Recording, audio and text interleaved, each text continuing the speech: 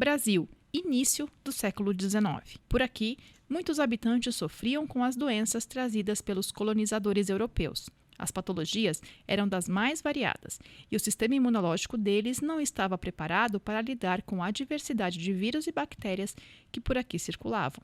A leishmaniose, a esquistossomose, a conjuntivite, o bócio endêmico, a febre amarela, a doença de Chagas que vai ser descoberta, a trypanossomiase.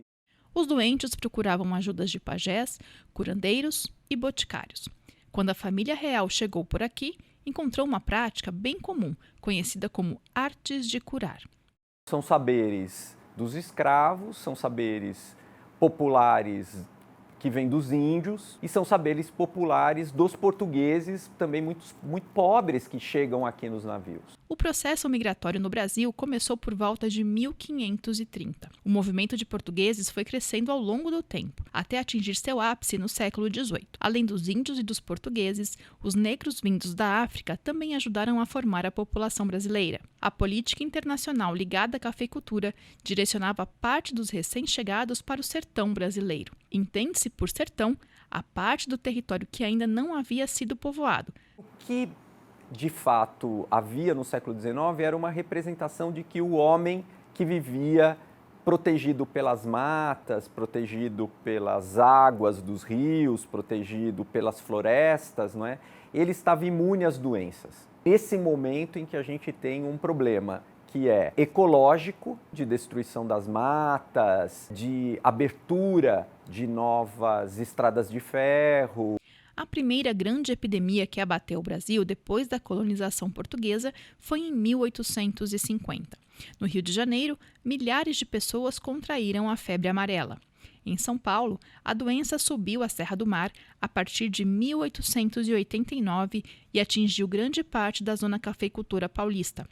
Campinas e Sorocaba foram as regiões mais atingidas. Os imigrantes, indispensáveis para manter a produção de café, eram os mais sensíveis à doença, por ainda não terem tido contato com o agente causador da febre amarela. A febre amarela, claro, digamos assim, ela era a grande vilã, porque ela atacava tanto o interior quanto as cidades. E isso, de alguma maneira, colocou a questão da cafeicultura muitas vezes em suspenso. Os navios não paravam mais nos portos do Rio de Janeiro, né, iam direto a Buenos Aires porque era considerado um local de contágio. E como os profissionais de saúde lidavam com as doenças?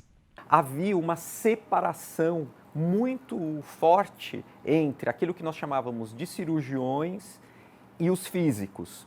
Então, os físicos eram aqueles que iam para a universidade, aqueles que tinham, então, um conhecimento que era um conhecimento muito filosófico a respeito do corpo. E a gente tinha os chamados cirurgiões, que eram aqueles que aprendiam em fundos de quintal, em corporações de ofício, que eram aqueles que vão mexer no corpo propriamente dito. Existiam duas correntes de pensamento vigentes na época. A teoria miasmática, que influenciou todo o século XVIII e parte do século XIX, e a teoria bacteriológica, um dos marcos da história da medicina. E a teoria miasmática acreditava que era dos eflúvios que vinham da terra, da água pútrida, que a gente não tem ainda esse conceito dos micróbios. Tudo isso é algo que vai nascer com Pasteur, com Koch, já na segunda metade do século XIX. Convencer certos médicos de que algumas doenças poderiam ser causadas por micro-organismos foi tarefa bem complicada. Teve certa resistência porque muitos médicos estavam atrelados ainda à teoria miasmática. A gente vai tendo as modificações a partir de disputas que ocorrem de teorias e de mudanças contextuais que permitem que outras formas de cuidado elas se dão. Então, é um movimento que quase que se dá numa certa horizontalidade, né, com as mudanças contextuais e essas disputas. Uma dessas disputas foi a teoria miasmática com a teoria bacteriológica, que vai envolver a febre amarela. As suspeitas de que a febre amarela não era contagiosa foi aventada por um médico cubano em 1881. Mas a teoria de Carlos Finlay foi sumariamente ignorada. 3 anos depois, Finlay apresentou os resultados dos seus experimentos em um congresso em Budapeste e confirmou que a febre amarela era transmitida por um mosquito, o Aedes aegypti. Isso, de alguma maneira, facilitou, não é, que essa teoria tivesse uma entrada e as ações de vacinação,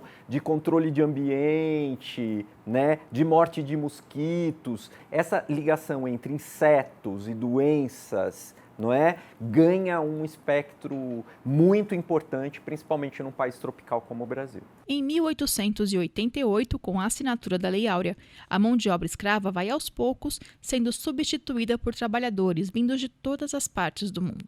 O Brasil, já sob o regime republicano, passou a receber grande massa de imigrantes.